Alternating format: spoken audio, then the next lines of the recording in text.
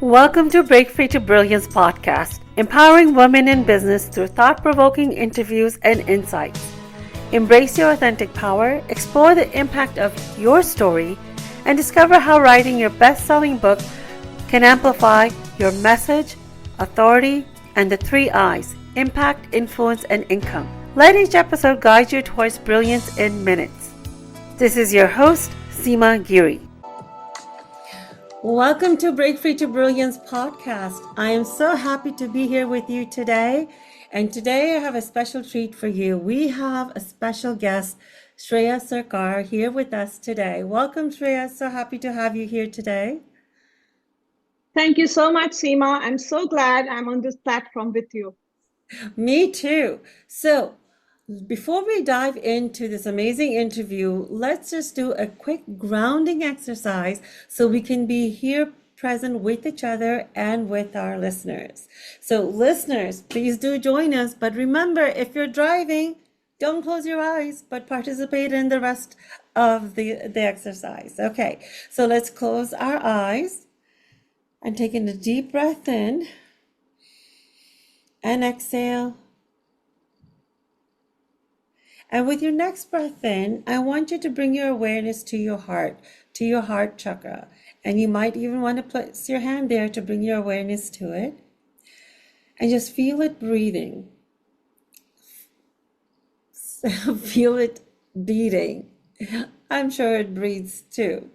So just feel your heart beating and just appreciate how it does all this wonderful work for us without us having to give it instruction every time. And just feel your heart responding to your kind words and your appreciation. And with your next deep breath in and exhale, I want you to think of a happy moment. It can be from any time period of your life, including today. When you have that wonderful memory, I want you to relive that moment as if you're living it for the very first time. Remember the bliss, the joy that you had. Who were you with? What was the smell and ambience like? Bring yourself into that moment as if you're reliving it for the very first time. Just feel that amazingness run through your veins, throughout your body, and notice how it's making you feel.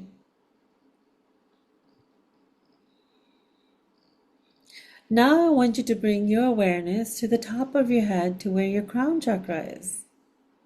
And I want you to think of a second happy moment.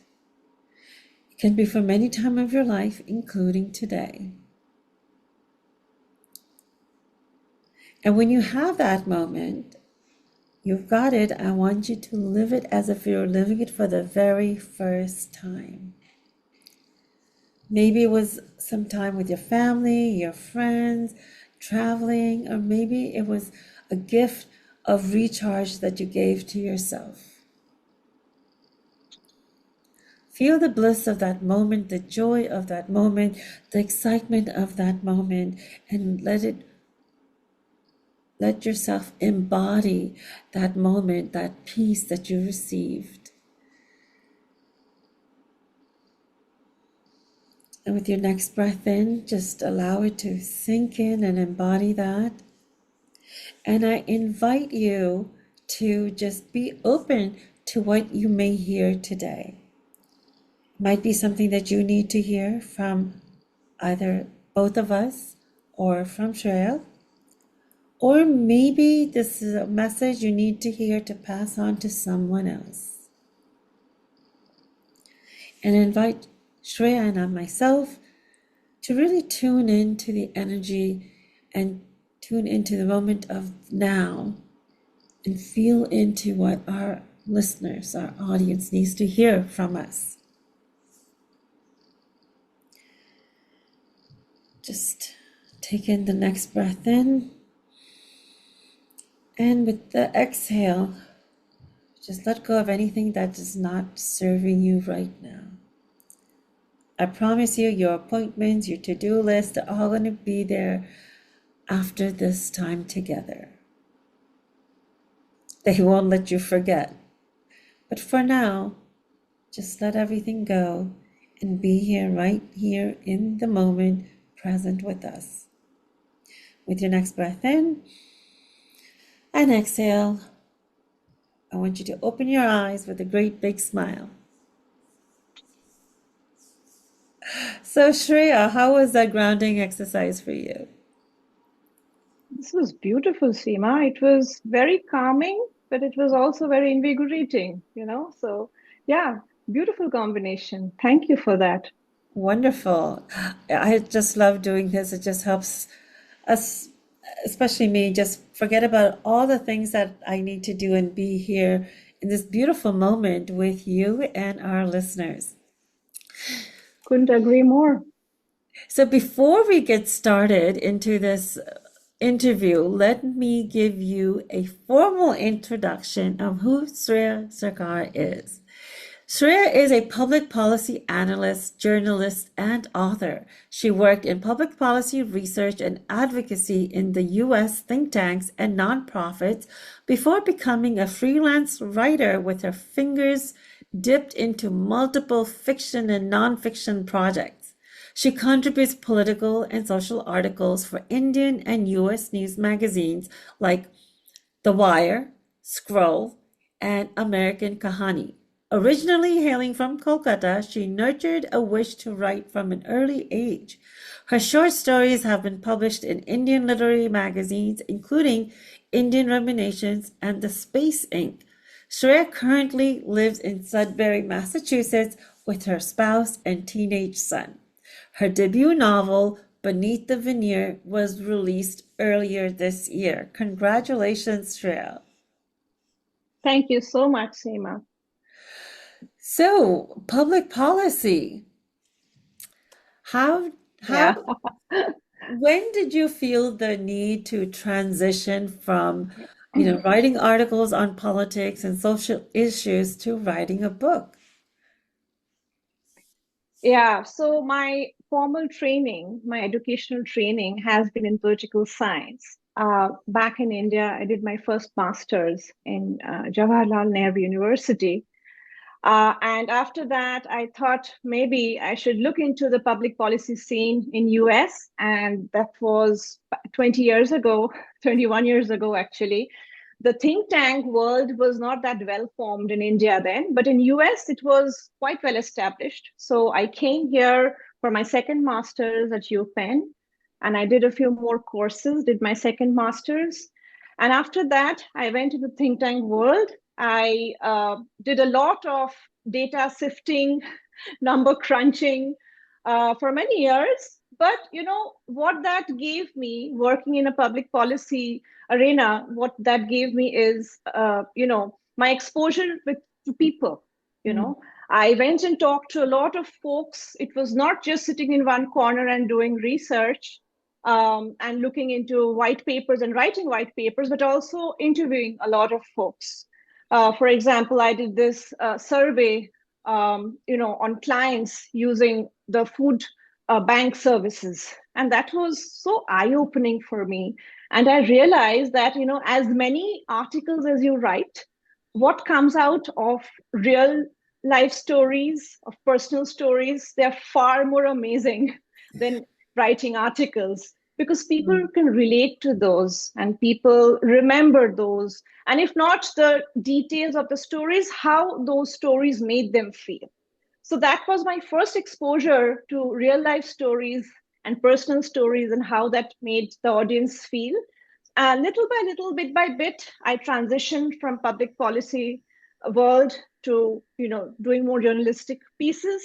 I wrote for newspaper magazines, politics, on society, on women empowerment, and again, that also took me back to talking to more people. mhm, I needed quotes for my articles, and I ended up having these fascinating conversations, with folks who gave me those quotes. Not all of them could be used for the articles, but they stayed with me. And I thought perhaps someday I will, go into fiction and use them in some format. So that happened in my mid 30s. From my mid 30s, I started writing, bringing together all these stories and experiences I've had. And that's how my first novel got written. Oh, that's amazing. You know, stories are the number one connector to all humans, right? It's a century-old tool and technique. I mean, it's been passed down for thousands of years, right? And that's how learning has been passed down, right? So Absolutely. it's a great connector, and we all can relate to each other with that. Out of the work that you've done, when you were writing the articles and stories and connecting with the people, like you say, you those real life stories really made a impact on you. What has been one of your favorite stories? I had once met this elderly lady when I was traveling. I took the metro. I was in Chicago for a while, so I took these long train journeys from the suburb to the main city. And I would sit next to this lady who would, from time to time, she would share cookies with me, food with me, and we would have these long chats.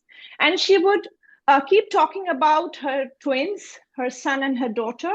And I realized that she would only praise the son and not the daughter so much. So after a while, I just asked her outright. I said that, why is it that you never mention your daughter much? Why are you totally in love with your son, but your daughter doesn't find space in this discussion? So, she kind of paused and she told me, I'll tell you one day. And the last day, I was taking the train because after that, I moved to another part of the suburb. So I wouldn't share the same ride with her.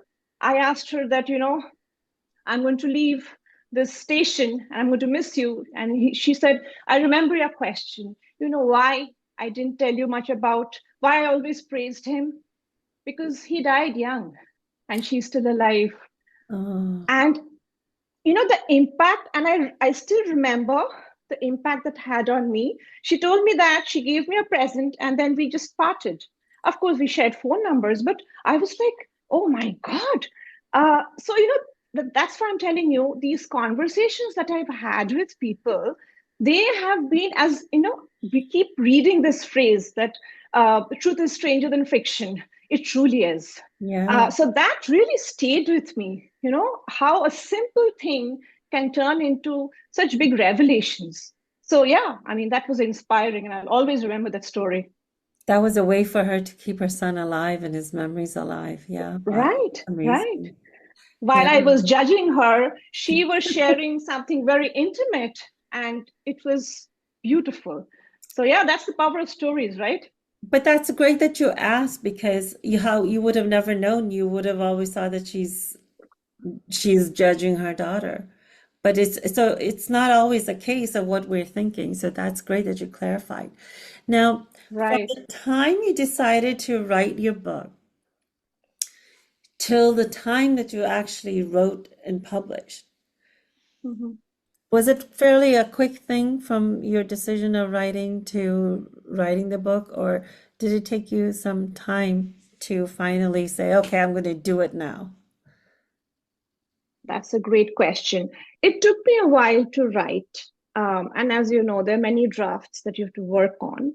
I found the climax that's the first thing that came to me. But after that, it took me about 3 to 4 years to reach the final draft. And then I shared it with my beta readers. They gave me feedback. And then the pandemic happened. Mm. So that kind of pushed back the whole process. But but that's also the reason why a lot of agents were available. They had some free time, so I worked with an agency in India. And then after I worked with the agency, it took about 2 years, 2 to 3 years for the book to come out. So once I found an agency and they found me a publisher, it was pretty fast. Within a year, everything happened. So yeah, I mean, writing the book took a while, but then after it reached the publisher, it was very quick, just a year. So you said, can you tell us a little bit about your book? What is your book about? Yes. So my book is called Beneath the Veneer. As the name suggests, and you would understand from the cover, it's dark. Let Uh, me show your so book. yeah, that's the book. Ah, yes. So, in a nutshell, Beneath the Veneer is a racy whodunit with some weighty class and gender struggle references. Mhm. It is about how six women from different backgrounds end up in a new town called Rangvihar. It's a fictitious town, of course. It's uh, it's situated near this bustling capital of India, New Delhi, and the town has drawn new residents, promising them a posh gated community and with guards and proper check-ins. But beneath this luxurious veneer, there lurks an evil. And the women together, they discover the sinister side of the town as one of their teenage daughters goes missing. They realize that the disappearance is connected with to a nefarious human trafficking racket. But the plot further thickens when more disappearances and the eventual death of the suspects take place. Now, as the layers of mystery peel off, all six of these women, they find themselves embroiled in the crisis in unexpected ways and pushed to seek a way out of it. They unearth secrets not only about the town but about one another as well. So that's the crux of the book. Interesting. I always find fiction for me is a lot more challenging than writing nonfiction books. That's why I am sticking to nonfiction books and helping entrepreneurs write their story and their message. Oh, since you wrote a fiction book, it's obviously something that comes. Does it come naturally to you? Does that part come Uh, naturally? Yeah, I can tell you a bit about this. It's difficult, at least for me, it was difficult to transition. You just mentioned writing non-fiction articles and books. It's pretty straightforward. You know what you're dealing with. You have the material, you have the details, you have the numbers. So, I mean, you can't really go wrong unless you really want to, go over the boat. Yeah. But fiction writing is slightly more trickier, and this is what I have learned from my experience. You can't control the narrative as much as in nonfiction writing, especially when you introduce the characters. Sometimes the characters take over the Mm, narration. They also take over the direction of the plot. Like in this case, I knew the climax, but then I had to go back and create the backstories of these six women. And then there were moments that taught me that no, I can't, I have to make a few changes because this character doesn't fit, or she or he doesn't speak like that. That's not their voice. So it taught me something very important. I had to unlearn the part about being a nonfiction writer that I had it all figured out. yeah. Sometimes you will slip and you'll have to let go and you have to listen to the characters. So I'm still learning, I would say, but it is difficult that way because the emotions are involved. It's not just facts and figures. So that's interesting. Yeah, that is amazing. And I would think would have to have a really not wild, but pretty active imagination. Yeah, that helps. That definitely helps. The way I approached it is when I was writing the backstory, I would try to step into her shoes. Mm, And when I was writing these backstories, there were days when I would feel really down, because if you're trying to live or relive whatever is happening to that person, it's not pleasant. yeah, So yeah, that was a struggle. So emotionally, there were days when I had to take leave from writing the book because just for my mental wellness. So yeah, that was interesting. that is so interesting that you say that. So that you actually im, um, um, maybe not become, but imbibe their feelings and their character in who they are. And then you actually feel it. So that's really interesting. So Shreya, what inspired you to write this particular book? Uh, woman safety, woman camaraderie, these are topics that have been very close to my heart for many years. I mean, it takes me back to my JNU days in Delhi when we were in hostel and we were not used to staying away from parents. So we would kind of lean on each other's shoulders, support each other, prod each other to finish our homework. And I think enough doesn't get spoken or written about women friendship. They're always pitted against each other, especially in India. Though it's changing, thankfully it's changing, but we still have to go a long distance. So I think that it's delicious, especially Indian households.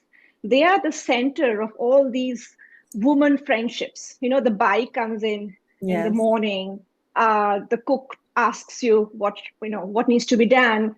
Then your friend comes in, your relative comes in, your mother-in-law comes in. So you have all this web of interactions.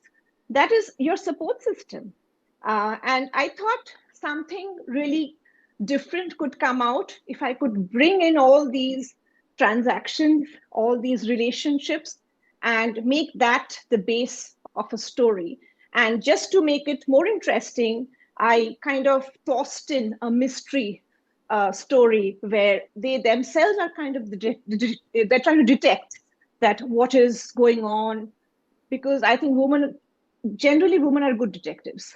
So I thought, why don't I make an aunt or a mother a detective here? So that was the intention. And also, I feel that in India, time and again, a lot of atrocities happen. There was the Nirbhaya case, and then cases like that. Time and again, it comes out as a newspaper article, as a headline. There are vigil marches, and then it disappears, and again, there's a repeat incident. Yeah. So I just wanted to write these plights and these indignities and problems that Indian women face in the form of a novel, of a story, so that it stays with people. Mm. So that it doesn't get lost in the data and the numbers. So that was the main inspiration behind writing Beneath the Veneer. That's beautiful. So, what do you hope the reader gains after reading your novel? It's a great question. I have been fortunate to get some feedback from my readers. What's interesting is I thought young readers would be interested in it, but I have had elderly uh, women readers also reach out to me and say, and they were the ones who took it like well, because there is a lot of stigma attached when people talk about their problems, especially in a in a family setup or a societal setup. Yeah. But they are the ones who are fine with it. They said, people need to talk about it, and I'm glad you're talking about it. But they were also, some of the readers were also a bit not so happy about the fact that there are not too many men characters. Then I got another strange feedback. Why isn't there a love story? I said, where is the space for a love story in this? I mean, that doesn't seem very natural to me. And then there were some readers who said that you have shown Indian men in bad light, and that didn't sit well with them. I said, I did not show all Indian men in bad light. I just showed what Indian women go through at different levels in Mm. their family, in their workplace, in society, and it never gets addressed because it's always considered her burden to bear, Yeah. which is not right. This is wonderful, Shreya, that you're bringing in some real life situations in a story form as a fiction to highlight some of these concerns and for people to remember. And it's funny how everyone, when they read from a different perspective and they read from their Exactly. personal biases. which is Hmm. the filter which comes up with these interesting questions. Why is there no love story? Why is there no this or this? They lose the overall concept of understanding what the book is about. And Right, it's not to put anything in anyone or any gender in a negative light, but it happens. This is happening right. everywhere. It happens in the US, it happens in Europe, it happens in so many countries that the idea is, how do we reduce these things so then Right. everyone can live more harmoniously and safely? Right. And if I may add here, I was not sure how readers from other continents, other countries would react to it. But I'm very glad that readers from US, they have come back to me and they have appreciated the book, because I thought it was nuanced. They would not understand the references I've used in the book, but they got it and they felt it. So I think it's much more universal than I thought it would be, which gives me a lot of joy. So I am so glad that readers are appreciating it and they are trying to make it their own. You just asked, what is it that you wanted readers to get out of this? I wanted them to interact, to participate, and make it their own, so Yeah. that they keep thinking about the book or about the topics even after they have finished reading the book. And I'm glad to report that people have reacted that way. It has made them think, which was the ultimate intention. Well, from that, I can say with certainty that if they're able to feel it to that extent that you wanted them to, that means you've written it well so that they could feel that. So that's I great. hope so. Thank you.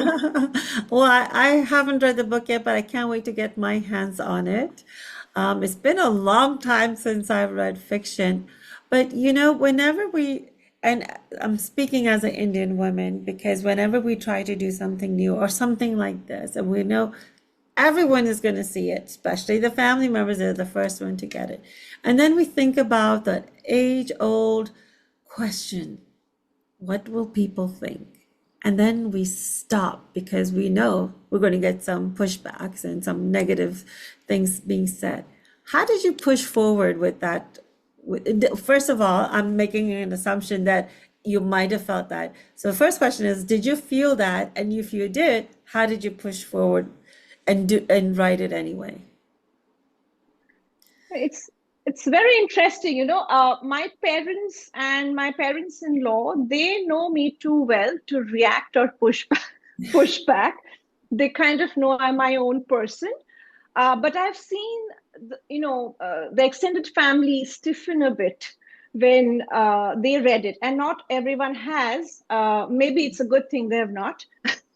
They should only read it if they can take it. But yes, I mean, of these six stories that I mentioned, there is one story which is about domestic abuse, Mm. which might, I don't know, it might take people too close to what they might have heard or seen or experienced at some point. And the trauma and the shame attached to that experience was tough as a woman, just as a woman, as an Indian woman, to write about that. So Mm. I have, had this response from my family and some of my friends that, well, I don't know why I picked it up and read it at night, because then I couldn't sleep. Those stories kept coming back. It was too much. And then they came back and they said that, maybe that's a good thing. Maybe that's the kind of book this is. It depends on what kind of book I'm writing and who's the audience. If it was a rom-com or a historical romance, that's one vibe. This is a book which is very racy. It's very quick. It's a very quick read. So if you want to pick it up, you finish it very, very quickly. That much Mhm. I can guarantee. But it depends on the subject, the kind of subject it was trying to address. It's urgent, it's important, and it is supposed to rattle people. So I am not necessarily concerned that it has rattled some folks. And the reason why I still pushed forward is I have kept seeing these headlines hitting newspapers, And it's reached a point where it's normalized. A rape happens, groping happens, any molestation incident happens. Yeah, people are fine with it. And that's the danger, I think, that lurks in our society when we are fine. We are like, we don't feel anything at all. And Yeah. I think Yeah. this is the kind of book that reminds people that it matters. It can happen to any one of us. It can happen to our children, our daughters, our sisters, our friends, and you should not look away from it and try to find a solution, maybe. Well, I'm so glad that that's the intention of your book because it is true.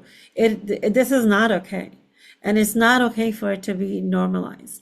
And this is the whole point of books, right? This is what I believe in, whether it's nonfiction or fiction. We want to make some kind of a change and some kind of an impact, rattle people enough to say, yeah, enough is enough. This is not the way to live, and this is not the way to have the future for our children be in this way either, because yes, violence in any form is not okay. So I am so happy that you're raising awareness in your own special way and through your fiction book. That is amazing. So congratulations to you for that. So Shreya, we're almost coming to the end of our time together. Where can people get your book and how can they get in touch with you? Sure. So my book is available on Amazon. In India, the physical copy is available as well. But in every other country, other continents, the Kindle version is available. So if you just search it on Amazon, you're going to find it. Let me just quickly show you the book again. That's the book, Beneath the Veneer. So you should, take a look at it on Amazon. There is also a blurb on the book. So if you have missed the earlier portion of the program, you can take a look there. I'm on LinkedIn, I'm on Facebook, and on Insta as well. So that is where you can find me if readers or people who are interested in woman-centric stories. If people want to get in touch, you can email me as well. You can share my email. That it would be great, Seema, if you could share my email as well. Mhm. But definitely, you can definitely find me on Insta, on LinkedIn, and Facebook at all times. Wonderful. Yes. And your contact information is going to be in the show notes below. So be sure to get Shreya's contact info there. So, what words of wisdom would you like to leave our listeners with? The world is changing very quickly around us, like whether it's politics, whether it's society, whether it's climate change. So I think for readers, for viewers, for consumer of any kind of entertainment and news, you should be open-minded, because what was fine even a decade ago is not fine today. Things are changing so quickly. This world is becoming more and more complex, and not necessarily are the solutions less complex. So I think you should be open-minded, less judgmental, and at the beginning of the session, you did that meditation.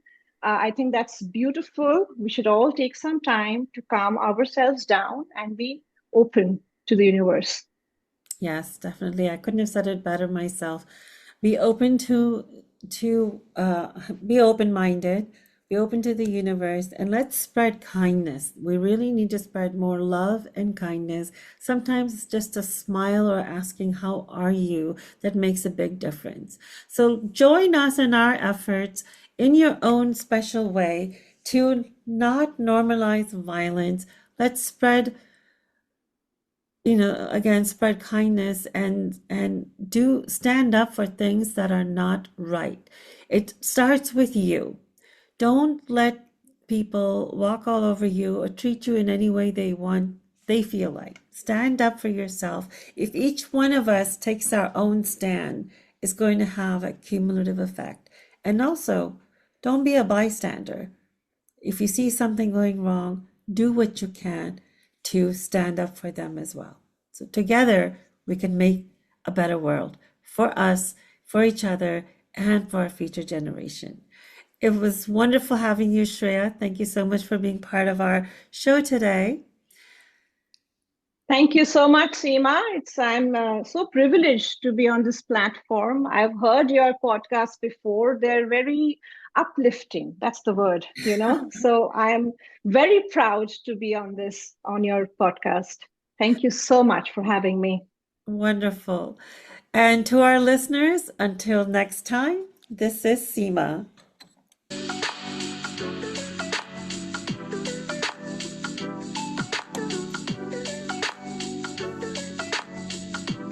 Thank you for tuning in to this episode of the Break Free to Brilliance podcast, and I hope you had some key takeaways that you can implement right away. Be sure to subscribe to Break Free to Brilliance wherever you listen to podcasts. You can also follow along with us on social media using the links in the show notes below. We'll see you again for the next episode.